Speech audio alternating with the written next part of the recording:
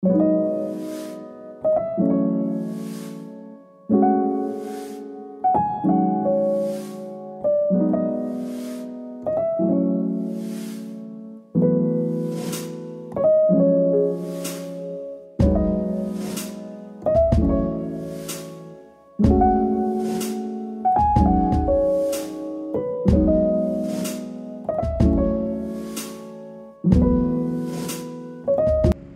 butterfly! Say hello to my vlog. Say hello to my vlog. Oh, alam nyo, guys, gusto ko talagang nakakita ng butterfly. Ewan ko kung bakit. Basta, sobrang gandang-ganda ako sa butterflies, sa mga bulaklak. Alam mo yun, pag may nakikita akong bulaklak, yan, tulad nito. Yan. Tapos, kung ano na lang, na ano ko yan. Yan, oh. Diba? Hi! Hi, flowers. Love? Love? Love? Love? Love? Say hi to my vlog. Hi ka nga dito, vlog. Love, love? Hello ka nga sa kanila? Love, tingin ka nga dito.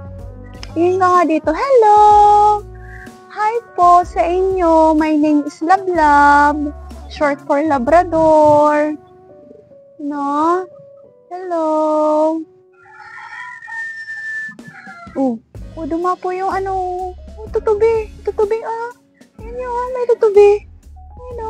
Yan, masyado akong alam mo yun, pag may nakikita akong tutubi, paru-paro. Manok namin. So, nandito tayo ngayon sa likod ng tinitirhan namin. So, ito yung mga alaga naming manok. Yan. Tapos, yun, garden ng asawa ko. Ginawa niya lang yan nung Sunday. Tapos, ito, tanim namin. Mga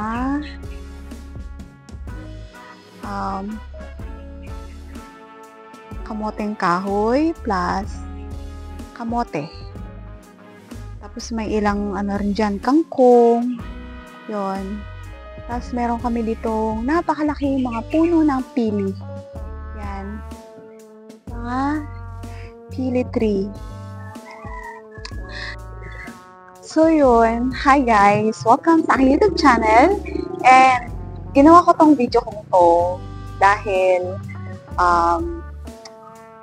napansin ko 2,000 subscribers na ako. And syempre, gusto kong mag-thank you sa lahat na mga nakasubscribe sa akin, sa mga viewers ko, sa mga nanonood ng video ko kahit hindi nakasubscribe sa akin. Thank you pa din sa inyo sa mga nagko-comment. Ayoko nga sanang gumawa ng video to dahil sabi ko, baka masyadong feeling nagmamayabang ako. Dahil 2,000 subscribers na tayo. Pero, naisip ko, hindi naman sa pagmamayabang yan.